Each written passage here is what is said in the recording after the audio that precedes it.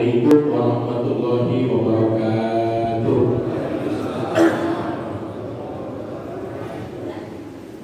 Alhamdulillahilladzi ja'ala al-laila wan nahara khilfatan liman arada an yadhakkara aw arada syukura. Wassalatu wassalamu ala Rasulillah Sayyidina wa Maulana Muhammad bin Abdillah al-qa'imi bi huquqillah wa ala alihi wa ashabihi wa man tamassaka bil kitabi was sunnah, amma ba'du. Faqala ta'ala inna iddatash shuhuri indallahi 12 syahran fi kitabillah yauma khalaqas samawati wal arda minha arba'atun hurum dzalika dinul qayyim. Al-ayat. Sadaqallahul adzim. Rabbi shrah li sadri wa yassir li amri wahlul 'uqdatam min lisani yafqahu qawli. Rabbana iftah bainana wa baina qaumina bil haqqi wa anta khairul fatihin. Amin amin ya Allah ya Rabbal. Para alim ulama, para kiai, para asatidz, terutama Akhirul Mukarram Haji Nizar Salim, cukup lama tidak ketemu ya. Kemarin saya di WA sama Ustaz Satu, ini belum kelihatan ini. Kasih. Ada Masjid Al-Ikhlas Jalan Kencana. Saya ingat Ustaz Nizar. Dulu saya pernah diundang oleh beliau tahun 1431 Hijriah. Sekarang sudah 1442, 11 tahun baru ketemu lagi. Ya, dulu belum kumisan, sekarang udah jenggotan. Ustaz Mahmudi, imam kita, DKM Masjid Jami Al-Ikhlas, dan segera ketua-ketua DKM yang tergabung dalam Jamiah Silaturahmi Subuh Al-Fajriyah. Ya, Hanafi dan Hanafi lagi ya. Ustaz Hanafi efektif dulu ya, dan aktif lagi. Ini wajah-wajah baru semua ya. Ada wajah lama tapi stoknya stok baru. Hadirin hadirat sekalian yang dimuliakan oleh Allah, kita bersyukur pagi hari ini dengan taufik, hidayah, inayah serta izin dari Allah Subhanahu wa taala dapat bertemu dan berkumpul di Masjid Jami Al-Ikhlas ini. Namanya Masjid Al-Ikhlas. Kita datang ke sini dengan niat-niat ikhlas. Amin. Kalau niat kita ikhlas, hati kita bersih, insya Allah hal-hal yang sifatnya kotoran akan jauh dari kita. Ya, corona itu kan virus kotoran. Kotoran harus dibersihkan dengan membersih. Sekira sanitizer, cuci tangan itu kan zahir, tapi sebenarnya dari sini. Bang, kita lihat sekian banyak yang kena COVID itu rata-rata tekanan batin. Saya diserang terus ini jangan-jangan COVID. Ya, saya batuk jangan-jangan COVID. Padahal sehat-sehat.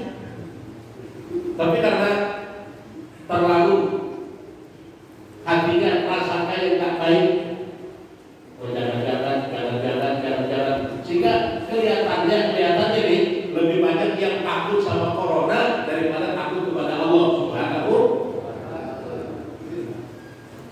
Ya, kita tetap dalam protokol pemerintah, ya, salat berjamaah, jaga jarak, social distancing. Insya Allah kebersihan kita terjaga sebagai seorang muslim, kebersihan zahir, terutama kebersihan batin. Amin ya Allah ya Rabbal.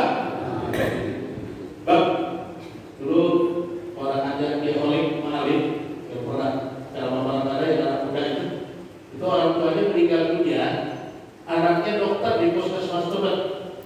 Kata anaknya, ayah negatif, kurang yakin dia ke rumah sakit besar positif COVID, sampai meninggal, pemakamannya keluarganya nggak boleh nengok.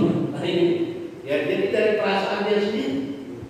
Anaknya dokter dan bilang nggak yakin, jadi dia nggak yakin. Rumah sakit yang besar, begitu masuk, wah positif COVID, masuk ruang isolasi. Dengan kabar dari rumah sakit meninggal dunia, diurus, kubur di Pondok Ranggon. Kata anaknya, dia juga nggak tahu kuburan ayah yang mana. Nah ini yang kita bingung, ya. Jadi segala sesuatu selain Allah, kullu ma siwallah fahuwal alam. Selain Allah namanya alam, makhluk.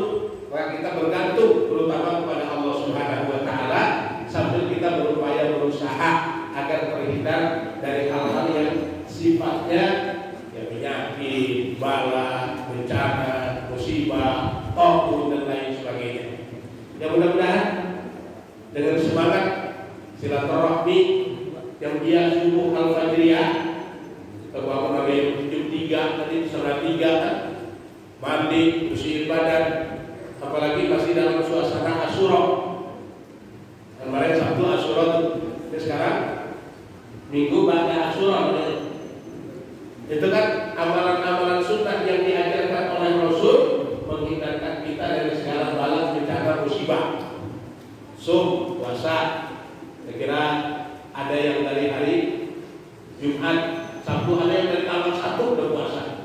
Sholi, memperbanyak sholat sunnah. Hubung silaturahmi, ya. Kemudian waqtasil itu maktahil, mandi. Kemudian pakai celak, sifat mata itu. Bukan kalender, bukan. Ibu-ibu kadang-kadang ini kalender, bukan ya. Bukan, sifat mata itu celak. Sambil pakai baca doa, Allahumma nawwir basari wa basirati wa ja'al sahirati khairan min alaniyati wa ja'al alaniyati hasanah. Ya, apalagi sedekah dengan sedekah. Zur aliman, kunjungin saudara-saudara kita, guru-guru kita, baik yang sudah meninggal atau yang masih hidup. Hingga bulan-bulan ini banyak rombongan ziarah ke makam-makam para aulia, makam-makam para kiai. Kalau yang sudah meninggal, kita bawa yasin, baca tahlil. Kalau yang masih hidup, itu jangan bacain tahlil, jangan bawain yasin. Sudah datang, kita doain, begitu kita pulang ada yang nyangkut di tangan. Apaan nih? Ya tabarukan, kiai. Insyaallah berkah. Apalagi wasit alal iyal, belanja bagi keluarga diperluas. Ya kemarin atau sekarang kan sepekan mestinya. Enggak jadi kita biasanya sehari jajan sehari nafkah 200.000, kaget dikasih 500.000. Nah, banyak benar nih hari Asyura ini naik. Ya, saya yakin ibu-ibu berdoa mudah-mudahan tiap hari jadi Asyura. Di belanja banyak terus. Apalagi Roksal yatim diusap, kepala anak yatim usap. Kira-kira ini bahasa kinayah, bukan diusap doang. Maksudnya peduli kepada anak-anak yatim. Jadi ada 3 lebaran bagi kita umat Islam ini. Pertama Idul Fitri diawali dengan 10 terakhir di bulan Ramadan. Itu kan yang Rasul memerintahkan kita untuk menjaga pemeliharanya dengan baik. Sebulan memang, tapi yang pokoknya 10 hari terakhir. Yang kedua hari raya Idul Adha, mulai dari 1 sampai 10 Dzulhijjah. Yang ketiga hari raya anak yatim. Lebaran anak yatim, ya, dari tanggal 1 sampai tanggal 10 Asyura. Itu yang Allah katakan wal fajri wa layalin ashrin wasab'i wal watr, demi waktu subuh dan demi 10 hari yang penuh dengan kemuliaan. 10 hari terakhir di bulan Ramadan, 10 hari pertama di bulan Dzulhijjah, 10 hari pertama di bulan Muharram. Jadi bagi kita umat Islam lebaran ada 3 sebenarnya.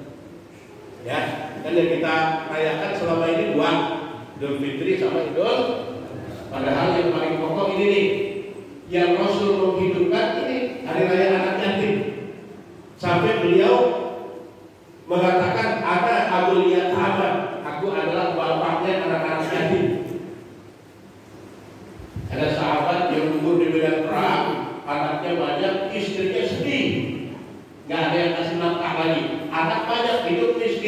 Rasulullah ambil, la takhafi wa la tahzani, ana abuhum. Oh, tenang, jangan sedih, jangan berduka. Saya adalah bapak bagi mereka. Bukan berarti ibunya dinikahi, bukan.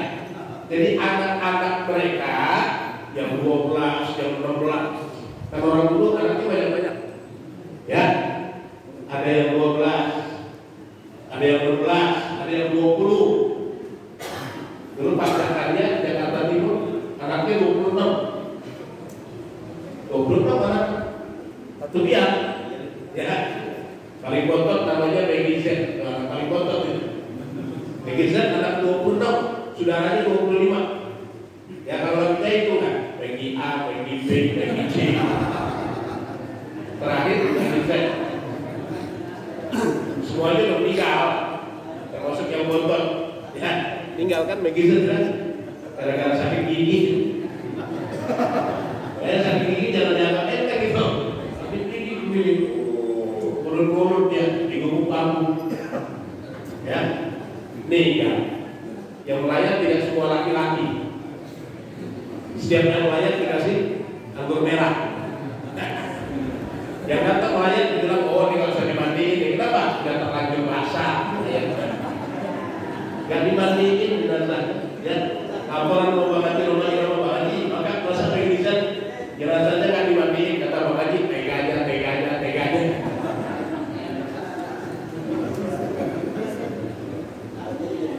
Jadi ada sahabat yang ikut perang.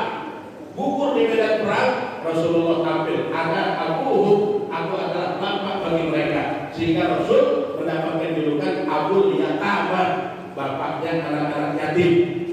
Jadi kalau kita mau menghidupkan sunnah Rasul, yang biasa jenggot sunnah, ya, cukup sunnah. Tapi yang lebih sunnah lagi ini, apa? Itu gede banget namanya. Ya, yang lebih sunnah lagi kita ayomi anak-anak yatim. Tapi Rasul mengatakan khairul buyuti baitun fihil yatim yuhsaru. Sebaik-baik rumah adalah rumah yang di dalamnya ada anak yatim yang diperlakukan dengan baik. Diperlakukan seperti anak kita sendiri. Anak kita makan ayam, yatim makan ayam. Anak kita makan tongkol, yatim makan. Anak kita makan tahu tempe, sama yatim tahu tempe. Ini kadang-kadang dibedain. Anak kita makan daging ayam, yatim tempe orek. Potong ayam, anak kita dagingnya, yatim ceker, kepala buah. Ceker juga sekarang mahal kan? Jadi jangan dibedakan. Itu yang paling bagus tuh. Ada anak yatim tinggal di rumah kita, perlakukan persis seperti anak kita, jangan dibeda-bedakan. Rumah yang penuh dengan keberkahan, rumah yang penuh dengan rahmat dan kebaikan. Wasarul buyuti baitun fihil yatim yus'au. Sebaliknya, rumah yang paling buruk di mata Allah adalah rumah yang di dalamnya ada anak yatim yang dihardik terus. Kamu boleh makan habis ngepel, boleh makan habis bersihin toilet. Ya, dikasih jajan disuruh kerja dulu. Bahkan disiksa, diperlakukan seperti budak. Ini bukan menyantuni yatim namanya, memanfaatkan tenaga yatim. Karena itu, apalagi dalam pandemi COVID ini kan, beberapa panti asuhan, aduh kalau saya Ustaz, tolong cari donatur. Kenapa? Biasanya anak-anak kita yatim, ada donatur yang datang kasih mereka makanan, kasih mereka uang. Bahkan ada beberapa anak yatim dari satu panti asuhan yang sampai saat ini urusan sekolahnya belum beres. Menurut panti asuhan saya, anak kita 4 orang datang uang belum bayar. Ya, sekarang kan sekolah di rumah online tapi bayar jalan terus. Ya, mereka bingung ini. Saya bilang insya Allah bapak mereka banyak. Siapa? Oh, umat Islam. Umat Islam yang berkecukupan itu adalah bapak bagi mereka, anak-anak yatim. Karena itu di hari ke-11 dia bulan Muharram 11 masih dalam suasana lebaran anak yatim. Ini kadang-kadang kita lupa hari raya kita berapa? 2, Idul Fitri sama Idul Adha. Padahal kalau kita lihat ayat tadi ada 3, 10 hari yang dimuliakan oleh Allah, 10 hari terakhir di bulan Ramadan, puncaknya Idul Fitri. 10 hari di bulan Zulhijjah 1 sampai 10, puncaknya Idul Adha. 10 hari bulan Muharram, puncaknya Lebaran anak yatim. Gembirakan mereka. Apalagi wasuratul ikhlas full kalfan tasir. Surah Al-Ikhlas baca 1000 kali. Udah tuh. Udah nggak baca belum, Bu? Hah? Belum. Kan dari awal-awal Muharram udah kasih tahu. Ya, ibadah ayat Asyura. Kalau datang hari Asyura, itu hari Asyura itu aja dari tanggal 1 sampai tanggal 10. Ada yang bilang tanggal 10 doang. Apa yang kita lakukan? Itu tadi tuh. Sholli, sil, waqtasil, tumaktahil, zur aliman, wasi alal ya, kullim zafra, roksaliyati imsa, wasuratul ikhlas, ikul al-fantasir. Surah Al-Ikhlas baca 1000 kali. Waktu nyampe ini di awal Ramadan ada ibu-ibu angkat tangan, Ustaz, saya mau tanya apa Bu? Kalau kita baca dari tanggal 1 sehari 100 kali kulhu, kan 10 hari 100 kali 10 1000, boleh nggak? Itu betul Ustaz? Saya bilang boleh. Ya, jadi sehari 100 kali 10 1000. Nyicil. Boleh nggak? Boleh. Zaman sekarang apaan sih yang nyicil? Motor nyicil, TV nyicil, kulkas, rumah, kulhu dicicil juga.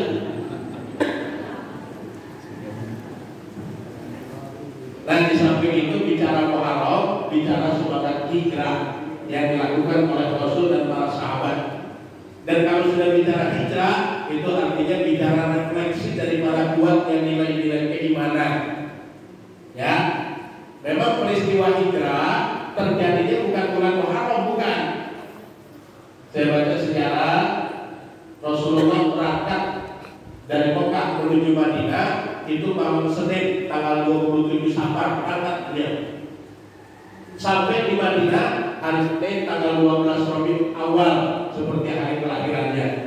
Jadi berangkat 27 Safar sampai Madinah 12 Rabiul Awal, 15 hari. Pakai kendaraan kontak. Kalau kita sekarang pakai atas, ya, jalan itu udah datang sekarang buka Madinah itu. Jaraknya masih 480 kilo kurang lebih. Cuma pakai atas. Taksinya Camry, 4 jam 5 jam sampai. Rasul 15 hari. Jalannya pakai kontak. Lucu. Bidang-bidang lagi sama kafir Quraisy. Sampai berlindung di Gua Sur namanya kan. Itu kurang lebih 3 hari deh. Di Gua Sur aja 3 hari. Perjalanan yang penuh dengan kesan-kesan yang kalau diingat sih sangat nyakitin. Tapi kan Rasul sahabat tinggalin Mekah menuju Yasrib Madinah bukan karena takut sama orang kafir. Ini kadang-kadang kita salah kaprah. Oh, Nabi Muhammad sama sahabat tinggalin Mekah karena diudak-udak, diintimidasi sama Abu Jahal, Abu Lahab, hari ke Madinah. Bukan. Saat Abu Jahal, Abu Lahab, Abu Sufyan, Mut'im bin Adi, Abu yang lain, mereka jahat, zalim terhadap Rasul dan sahabat, Rasul tenang. Sampai akhirnya Nabi dan sahabat dibaikot selama 3 tahun. Ya, diputuskan hubungan keluarga. Gak boleh ada yang melakukan jual beli. Sampai Nabi dan sahabat hidup selama 3 tahun cuma makan daun-daunan. Bayangin, Mekah pada pasir tandus gersang. Mekah tandus gersang. Nabi disiup, dikucilkan mereka. Gak boleh ada yang kirim makanan, gak boleh ada yang jual beli. Mempertahankan hidup, makan daun-daunan. Daun apaan yang tidak dimakan disuruh? Rumput aja gak tumbuh. Yang tumbuh daun korma. Daun korma makan rusak. Nabi dan sahabat tetap eksis, nggak perlu. Mereka punya prinsip iyyaka na'budu wa iyyaka nasta'in. Hanya kepada Engkau lah ya Allah kami mengabdikan diri menyembah, dan hanya kepada Engkau lah ya Allah kami mohon pertolongan. Jadi kalau bicara lockdown, Nabi kita di lockdown juga 3 tahun. Ya. Lebih dari kita lockdown ya. Kita di lockdown berapa lama? Dari mulai Maret pertengahan. Dalam Israel sudah pernah masuk ke batain begitu aja. Pakai WA kan? Kalau Pak itu Kiai mohon maaf, kami dari DKI Masjid Anu bahwa peringatan Israel dibatalkan. Masuk lagi jadwal Ramadan udah masuk ke batal. Ya, semuanya minta maaf, nggak ada yang bukan nomor rekening. Assalamualaikum warahmatullahi wabarakatuh. Kiai mohon maaf, Israel dibatalkan karena pandemi COVID. Kalau kirim nomor rekeningnya kan lumayan. Minta maaf semua, nomor rekening kagak. Cuma kita kalau kita rasain sekarang baru sekarang sekitar 4 atau 5 bulan. Rasulullah dilakukan 3 tahun. Diputuskan hubungan keluarga. Nggak boleh ada yang melakukan kegiatan jual beli. 3 tahun, luar biasa. Sampai Nabi dan sahabat banyak usul. Ya sahabatnya, ya Rasulullah kita hijrah aja. Kata Rasul, hijrah gampang, tapi komando dari Allah belum turun. Terus hadapin masa pandemi saat itu. Abu Jahal, Abu Lahab, Abu Sufyan, vaksin terus. Begitu dilihat, kok Muhammad pengikutnya makin sedikit, pada kemana ini? Apa pada mati atau gimana? Laporan anak buahnya, bos, Abu Jahal, Muhammad sama kawan-kawannya bukan pada mati, mereka berangkat ke Taif. Ya, Abu Jahal, Abu Lahab, Abu Sufyan bikin rapat darurat di darurat uang. Wah, bagaimana kita beres? Kalau dia ke Taif, nanti di Taif dapat dukungan, pengikutnya jadi banyak. Udah diutus salah seorang dari mereka pakai kuda menghasut penduduk Taif. Dia bikin surat edaran, Abu Jahal, Abu Lahab, Utbah bin Ali tanda tangan semua di situ. Kata surat Abu Jahal, Abu Lahab dikirim ke penduduk Taif, ke pemerintahnya semua, disebar isinya kepada seluruh penduduk Taif. Kalau nanti ada seorang pemuda mengaku bernama Muhammad bin Abdillah, mengaku dirinya sebagai nabi, sebagai rasul, jangan digubris, tangkap aja itu. Itu super set itu, radikal itu, menghambat lancarnya pembangunan nasional. Tangkap aja. Sehingga Rasulullah jalan kaki dari Mekah ke Taif itu jaraknya 60 mil, kira-kira 90 kilo. Bayangin jalan kaki 90 kilo. Sampai di gerbang pintu Taif, bukan disambut tapi disambit. Anak muda diberesin, masing-masing pegang batu, lempar ke Rasul Sallallahu Alaihi Wasallam, disambitin pakai batu, bertubi-tubi sampai berlumuran darah kakinya. Ada sahabat yang setia namanya Zaid bin Harisah, ingin coba mengikuti Rasul, ikut hancur babak belur. Keduanya menghindar ke lubang anggur, lalu Allah kirim malaikat Jibril. Malaikat Jibril melihat Nabi disambitin, gemes juga. Kata malaikat Jibril, ya Rasulullah, innallaha amarani an tuti'a. Ya Rasul, Allah perintahkan kepada saya untuk taat kepada komandomu. Apa yang kau inginkan sekarang juga saya siap melaksanakan. Kalau kau ingin orang yang melempari kamu dengan batu itu tadi hancur, sekarang juga saya akan angkat gunung Uhud yang paling gede, saya akan dibangun mereka. Bagaimana ya Rasul? Kata Nabi, jangan Jibril, jangan. Saya ini diutus ma'bu'istu sabbahan wala la'adan. Aku diutus bukan buat nyumpain orang, bukan buat mengutuk orang, bukan buat nyusahin orang, tapi bu'istu rahmatan lil alamin. Aku diutus sebagai rahmat bagi seluruh alam. Kata malaikat Jibril, mereka keterlaluan ya Rasul. Biarin Jibril, mereka melakukan itu karena mereka belum tahu siapa aku. Kalau mereka tahu, mereka tidak akan pernah melakukan itu. Bapaknya, ibunya nggak mau terima saya, mungkin nanti anaknya dapat hidayah.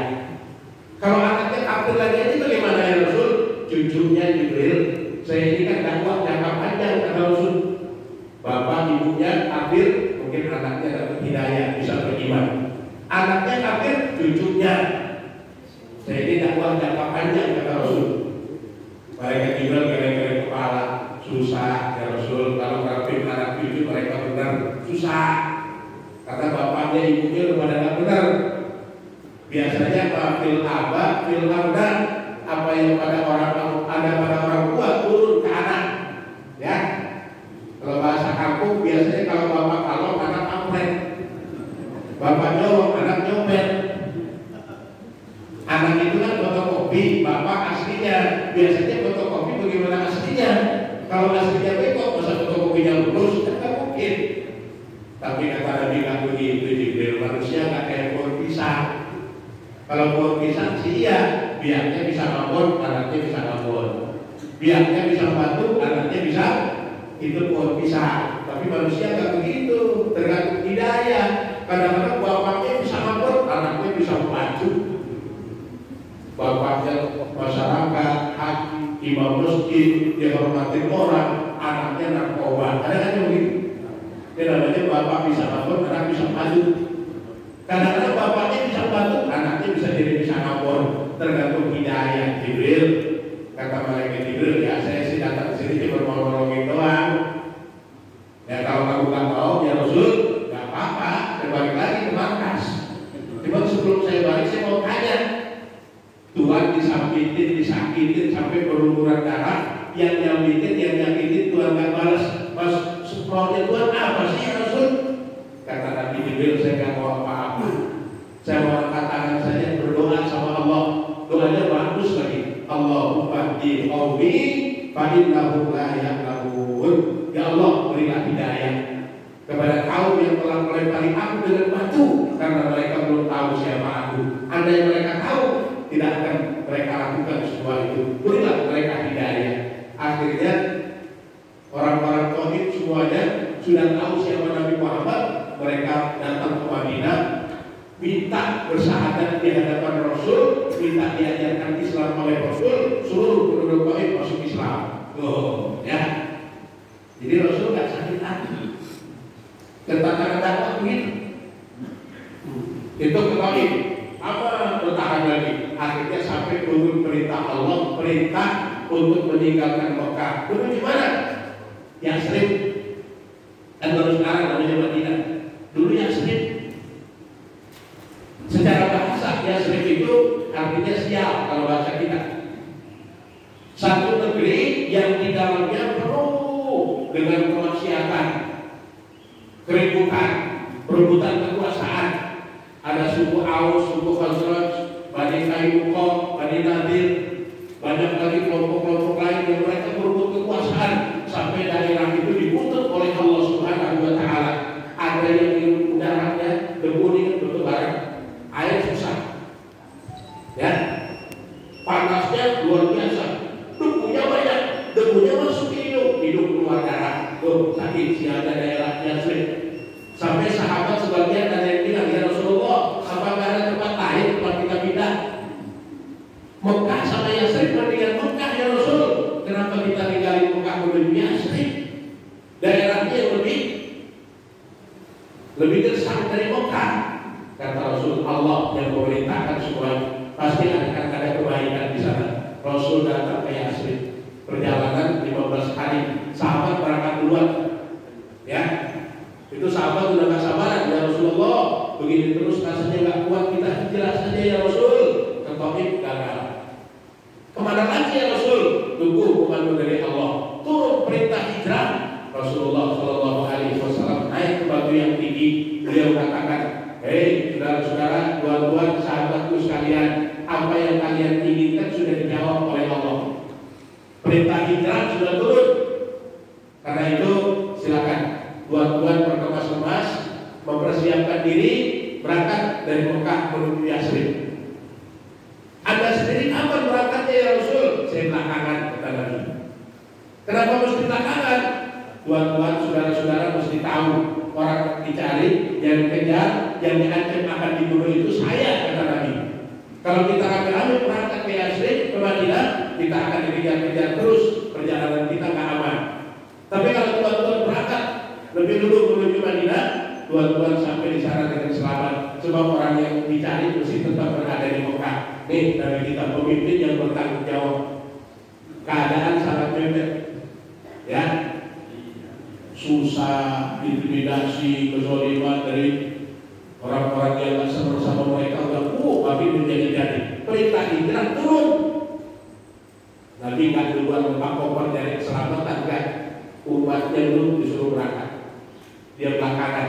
Tetap tinggal di Mekah, menghadap para bahaya. Ini pemimpinnya kayak gini zaman sekarang, pokoknya susah benar. Ya, giliran susah dia duluan, rakyat belakangan. Giliran senang, rakyat duluan, dia belakangan. Susah yang begini. Ya. Yang ada sekarang rakyat biar susah, yang penting kita senang. Jika kan ada sindiran kemarin Idul Fitri, ya. Minal aidin wal faizin, maafkan lahir dan batin. Selamat para pemimpin, rakyatnya mah tambah miskin. Begitu baru keluar bansos. Alhamdulillah. Rezeki juga dari Allah Subhanahu. Dapat nggak bantuan sosial? Ya walaupun berasnya kayak kita bisa-bisa. Kan kita social distancing nih. Beras dari bansos bisa-bisa juga social distancing. Ya dipegangnya susah. Hadirin sekalian yang dimuliakan oleh Allah, sampailah Rasul ke Madinah. Ini bicara singkat. Rasulullah di Madinah yang tadinya ekstrim, Rasul datang dengan akhlakul karimah. Beliau nggak punya semangat, ayo kita dirikan negara Islam, kan? Beliau datang dengan senyum, beliau datang dengan hati yang apa, dirangkul semuanya. Ada orang yang nggak senang namanya Abdullah bin Ubay bin Salul. Padahal waktu Rasulullah datang itu Abdullah bin Ubay bin Salul termasuk barisan depan yang nyambut Rasul dengan kalimat Qala al-badru alaina min sariyatil wada wajaba syukru alaina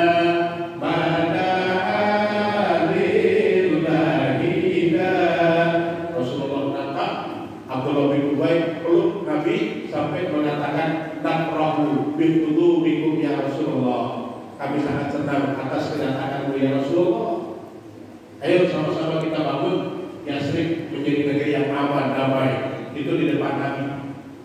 Bahkan dia bersyahadat, ya, asyhadu an la ilaha illallah wa asyhadu annaka ya Muhammad Rasulullah. Yang Abdullah bin Ubay bin Salul, tokoh munafik. Ya Nabi kita atur yang sama baru-baru di belakang Nabi dia susun kekuatan. Dia bikin fitnah besar bahwa Muhammad dengan teman-temannya dia ingin menindas kita, dia ingin mengajarkan ajaran sesat, ajaran yang baru. Ayo kita jangan tinggal diam, kita bertindak.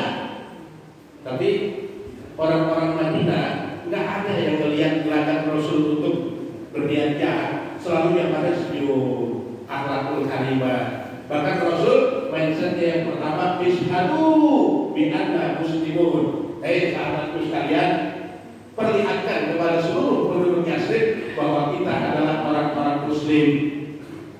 Ya, orang Islam itu ada dua, Pak. Ada orang Islam yang muslimin, orang Islam yang melaksanakan syariat ajaran sholat 5 waktu dikerjain, puasa Ramadan, ayo, zakat keluarin, haji berangkat, silaturahmi jaga. Ini orang Islam yang muslimin. Tapi yang kedua ada orang Islam yang muslimin. Ditanya agamanya Islam, KTP-nya Islam, tapi kelakuannya nyopet, nyuri, buat jahat, maksiat. Dan orang Islam yang muslimin. Rasul mindsetnya yang pertama ishadu bi anna muslimun. Ayo perlihatkan kepada mereka kita ini muslim. Bukan ajarin teori-teori Islam, tapi kasih tahu ini loh Islam. Ucapannya baik, tindakan perbuatannya baik, akhlakul karimah mulia. Kata Abdullah bin Ubay itu teori dia. buat mengelabui kita. Kelihatannya dia baik, tapi nanti kita ditindas oleh dia. Kedengaran oleh baginda Rasul Shallallahu Alaihi Wasallam. Mindset yang kedua kata Rasul, khairun nas anfa'uhum linnas. Sebaik-baik manusia adalah yang hidupnya bermanfaat bagi orang lain. Wow, sebelum Yasrib lebih paham lagi. Benar Nabi Muhammad Shallallahu Alaihi Wasallam ajarannya tidak menyebutkan satu golongan. Ada Yahudi, ada Nasrani, ada Majusi, ada suku-suku lain, semuanya dirangkul dengan mindset sebaik-baik manusia adalah orang yang hidupnya bermanfaat bagi orang lain. Nabi kan bilang khairun nas anfa'uhum lil mu'minin, khairun nas anfa'uhum lil muslimin. Kan? Sebaik-baik manusia adalah orang yang baik bagi orang-orang beriman. Kan? Sebaik-baik manusia adalah orang yang hidupnya bermanfaat bagi orang Islam. Kan? Tapi Rasul mengatakan sebaik-baik manusia adalah yang hidupnya bermanfaat bagi orang lain. Makin mereka paham akan mindsetnya baginda Rasul Shallallahu Alaihi Wasallam, Yahudi, Nasrani, Majusi tinggalin agama mereka, masuk ke dalam agama Islam, sehingga Yasrib berubah menjadi Taibah.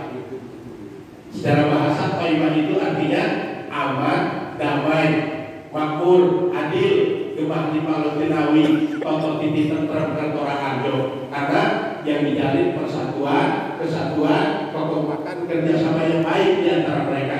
Tanpa melihat agama, Yahudi kerjasama, ayo, Nasrani, ayo, Majusi, ayo kita bangun negeri kita rame-rame. Akhirnya karena Rasul menunjukkan begitulah mulianya Islam, yaklu wala yula alaih, ajaran yang tinggi mulia, gak ada yang lebih mulia dari Islam. Yahudi masuk Islam, Nasrani masuk Islam, Majusi masuk Islam. Terbentuklah masyarakat yang madani. Karena itu sampai saat ini disebut kota Madinah. Artinya kota yang dihuni oleh orang-orang yang punya etika, yang punya apa namanya, yang kehidupan sosial, yang punya daya pikir yang baik, yang bagus untuk memajukan, tidak saling menindas, tidak saling menyatukan satu sama lain. Negara kita juga kalau saling membangun, saling merangkul, insya Allah bakal maju menjadi baldatun, thayyibatun, warahmatuh. Cuma di kita ini kadang-kadang masih yang satu menjatuhin yang lain, yang satu menjelekan yang lain. Ada muslim begini teriak-teriak, oh ini perbuatan si anu, oh ini perbuatan golongan anu. Itu yang Rasul tidak pernah terapkan dalam kehidupan membangun Yasrib menjadi Taibah lalu menjadi Madinah. Nggak lama, cuma 2 periode kalau sekarang 10 tahun 10 tahun Yasrib yang tadinya sial, yang tadinya jauh dari pemerintahan menjadi Madinah, masyarakatnya menjadi masyarakat Madani. Setelah itu Allah perintah kembali ke Mekah, taklukkan kota Mekah. Akhirnya Mekah Madinah menjadi 2 kota kekuatan agama Islam, disebut dengan Haramain. Dengan apa Rasulullah Shallallahu Alaihi Wasallam menaklukkan kedua kota ini? Bukan dengan kekerasan, bukan dengan peperangan, bukan dengan ancaman, bukan dengan intimidasi, tapi dengan akhlakul karimah. Ya karena itu kita umat Islam, yuk hidupkan sunnah Rasul dengan cara apa? Terapkan akhlakul karimah di keluarga kita, di masyarakat kita, di negara kita, sebagai pemimpin diri sendiri, pemimpin keluarga, pemimpin masyarakat, pemimpin di RT, pemimpin di RW, pemimpin di kelurahan, pemimpin di kecamatan, pemimpin di wali kota, pemimpin di gubernur provinsi, sampai pemimpin negara. Kalau menerapkan akhlakul karimah yang diterapkan oleh baginda Rasul, insya Allah dalam waktu singkat menjadi baldatun thayyibatun wa rabbun ghafur. Sudah jam 6 ini ya. Ustaz mau nyolek-nyolek nggak enak, ya itu liatin aja dah, nyolek-nyolek saya nggak enak, ya mudah-mudahan pasca pandemi COVID Allah berikan kita kesehatan yang sempurna, Dia anugerahkan kita rahmat, Dia ampuni segala dosa dan kesalahan kita, dijadikan negara kita negara yang baldatun thayyibatun wa rabbun ghafur, karena kita sedikit demi sedikit akan menerapkan apa yang diajarkan oleh baginda Rasul Shallallahu Alaihi Wasallam sebagai uswatun hasanah buat kita. Hadana Allah wa iyyakum ajma'in. Wassalamualaikum warahmatullahi wabarakatuh.